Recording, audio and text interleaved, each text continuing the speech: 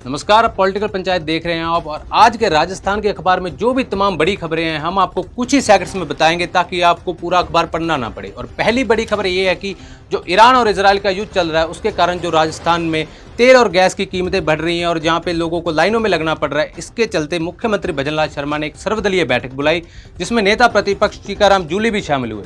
टीकाराम जूली ने ये कहा कि हम सरकार का साथ देने के लिए तैयार हैं, लेकिन प्रदेश में तेल और गैस के भाव नहीं बढ़ने चाहिए। वहीं मुख्यमंत्री भजनलाल शर्मा ने कहा कि हमें चिंता की नहीं बल्कि सतर्क रहने की जरूरत है। अब जानते हैं मौसम के मिजाज के बारे में। दरअसल मौसम विभाग केंद्र जयपुर ने राजस्थान में 27 मार्च से लेकर 30 मार्च तक आंधी, बारिश, तूफान के साथ साथ ओले गिरने की भारी संभावनाएं जताई है। साथ ही किसानों को यहां पर चेतावनी दी गई है, नसीहत दी गई है कि जो उनकी फसल है उनको किसी सुरक्षित स्थान पर ले जाए। आपको मैं बता दूं, ये जो हो रहा है वेस्टर्न डिस्टर्बेंस के कारण इस समय पर बारिश की संभावनाएं जताई जा रही हैं। बीकानेर, जोधपुर, जयपुर, चूरू, श्री गंगानगर, हनुमानगढ़ सहित कई जिलों में मौसम पहले से बदलना अब शुरू हो गया है। राजस्थान के शिक्षा मंत्री मदन दिलावर का बयान काफी वायरल हो रहा है। उनका कहना है कि वो एक मंच पर उन्होंने कहा था कि गाय काटकर खाने वाला हमारे साथ मंच पर बैठता है और भारत माता की पूजा करने वाला, भगवान श्री राम की पूजा करने वाला, गंगा माता की पूजा करने वाला हमसे दूरी बनाना चाहता है। उन्होंने आगे ये भी कहा भी इससे दोगला आदमी मैंने कभी नहीं देखा। अब खबर बांसवाड़ा से, जहां खेलते समय 6 साल के बच्चे के मुंह में, गले में एक सिक्का फंस गया। जी हां, सिक्का फंसने के कारण जो उसकी सांस की नली है उसमें काफ़ी दिक्कत हो गई और वो सांस नहीं ले पा रहा था। हालांकि उसको सुरक्षित हॉस्पिटल पहुंचाया गया, जहां पर 15 मिनट के कठिन ऑपरेशन के बाद डॉक्टर ने उसको इलाज देकर ठीक कर दिया। जहां पर अगर डॉक्टर का ये भी कहना है अगर समय पर इलाज नहीं मिलता तो मामला ये गंभीर हो सकता था। अब खबर जैसलमेर से, जहां भारत और पाकिस्तान बॉर्डर पर पुलिस ने एक संदिग्ध व्यक्ति को गिरफ्तार किया है। इस व्यक्ति के लिंक कश्मीर के लोगों के साथ भी थे और ये यूपी यानी कि उत्तर प्रदेश के टेलीग्राम ग्रुप्स में भड़काऊ मैसेज भेजता था। अब खबर भरतपुर से, जहां नंदबई में ज्वेलर योगेंद्र की हत्या और लूट के बाद पूर्व विधायक जोगिंदर सिंह अवाना ने मृतक के परिवार से मुलाकात की। उस दौरान मृतक की माता भी उनसे मिलने आई, जहां पर वो रोने लगी पूर्व विधायक के सामने, जिसके बाद पूर्व विधायक भी खूब भावुक हो गए और वो वहीं पर माता के सामने ही रोने लगे। इसके अलावा आपको बता दूं कि 25 मार्च को जो ये ज्वेलर है उसको गोली मारकर लूट के लिए हत्या कर दी गई थी। इससे पहले विधायक जसवंत सिंह ने भी साफ तौर पर चेतावनी देते हुए कहा था हम उनको जल्द पकड़ लाएंगे जो भी ये आरोपी हैं। इसके अलावा उन्होंने 1 लाख रुपए आरोपियों को पकड़ने के लिए घोषित भी इनाम किया है। अब खबर बांसवाड़ा से, जहां 2 साल के इनामी तस्कर को पुलिस ने गिरफ्तार किया है। दरअसल 25,000 का इनामी तस्कर पिछले 2 साल से जंगल में भेष बदल कर रह रहा था और फिर एक किराने की दुकान की आड़ में इसने दोबारा से अफीम तस्करी का धंधा शुरू करा। जैसे ही पुलिस को ये खबर मिली, पुलिस ने उसे दबोचा और आगे की कार्रवाई उस पर करी जा रही। अब बात करते हैं ईरान इजराइल वॉर के इम्पैक्ट के बारे में, जो कि राजस्थान में देखने को मिल रहा है। दरअसल पहली बार ऐसा हो रहा है कि एक साथ 2200 बाज राजस्थान पहुंच रहे हैं। दरअसल एक्सपर्ट्स का ये दावा है कि जो ये युद्ध है उसके कारण उनका जो आशियाना है वो तहस नहस हो गया है, उजड़ गया है। लेकिन यहाँ पर एक्सपर्ट्स काफ़ी हैरान हैं। उनको जो एक्सपर्ट्स का ये दावा है कि इससे फूड चेन है वो इम्पैक्ट हो सकती है और जो बीमारी है उससे फैलने का खतरा हो जाएगा। एक और बड़ी खबर राजस्थान से, जहां एक बॉम्ब ब्लास्ट के लिए रेकी कर वीडियो बनाने वाले एक अपराधी को पुलिस ने गिरफ्तार किया है। इसने पहले भी हरियाणा, पंजाब और दिल्ली में ऐसे ही बॉम्ब ब्लास्ट के लिए रेकी कर वीडियो बनाए थे। आरोपी गंगानगर के चककेरा गांव का रहने वाला है और इसने ये सारे वीडियो पाकिस्तानी डॉन शहजाद भट्टी को शेयर किए थे।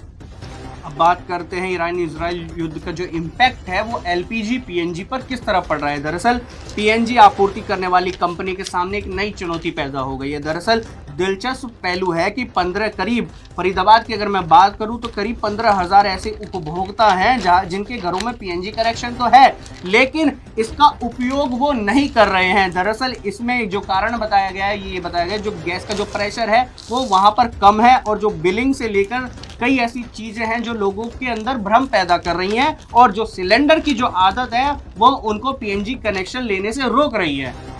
अब खबर कश्मीर से, जहां ईरान की मदद करने के लिए जो चंदा इकट्ठा हुआ था उसमें ठगी का मामला सामने आया। पुलिस ने करीब 17.5 करोड़ रुपए जमा किए हैं और इन जमा मुद्रा का जो ईरान के लिए लोगों ने जमा की थी इसका कहीं भी ईरान के ऑफिशियल या ईरान तक वो मुद्रा पहुंची ही नहीं है। अब खबर मानव तस्करी से जुड़ी हुई, जहां पर पंजाब और हरियाणा हाईकोर्ट ने डंकी रूट के जरिए मानव तस्करी से के जुड़े गंभीर मामलों में कड़ा रुख अपनाया। दरअसल पंजाब और हरियाणा कोर्ट ने आरोपियों को जमानत देने से साफ तौर पर इनकार कर दिया है, जहां पर कोर्ट ने टिप्पणी करते हुए कहा, मानव तस्करी जैसे अपराध न केवल कानून का उल्लंघन है, बल्कि ये जीवन के साथ एक गंभीर खिलवाड़ है।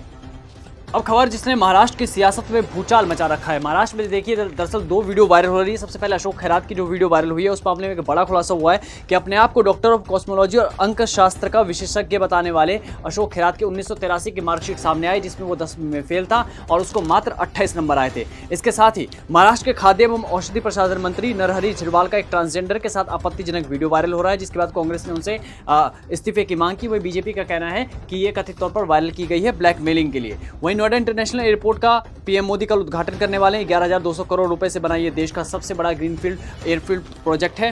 अब खबरों में रुख करते हैं स्पोर्ट्स की दुनिया की तरफ, जहां पे विराट कोहली और रोहित शर्मा के फैंस के लिए एक बड़ी अच्छी खबर आई है, क्योंकि भारत का घरेलू क्रिकेट शेड्यूल जो है वो अब जारी हो चुका है। सितंबर से लेकर मार्च 2027 के बीच में 4 टीमें भारत आने वाली, जिसमें 22 मैच होंगे, जिसमें वेस्ट इंडीज के खिलाफ 3 वनडे खेले जाएंगे, वहीं 5 T20 का मैच भी होगा। वेस्ट इंडीज के खिलाफ 27 दिसंबर से वनडे क्रिकेट खेला जाएगा, साथ ही श्रीलंका के साथ 13 दिसंबर से वनडे मैच होगा। वहीं जिम्बाब्वे के खिलाफ 3 वनडे खेले जाएंगे जो कोलकाता में होगा 3 जनवरी से। इसके साथ ऑस्ट्रेलिया के खिलाफ 5 टेस्ट मैच खेले जाएंगे।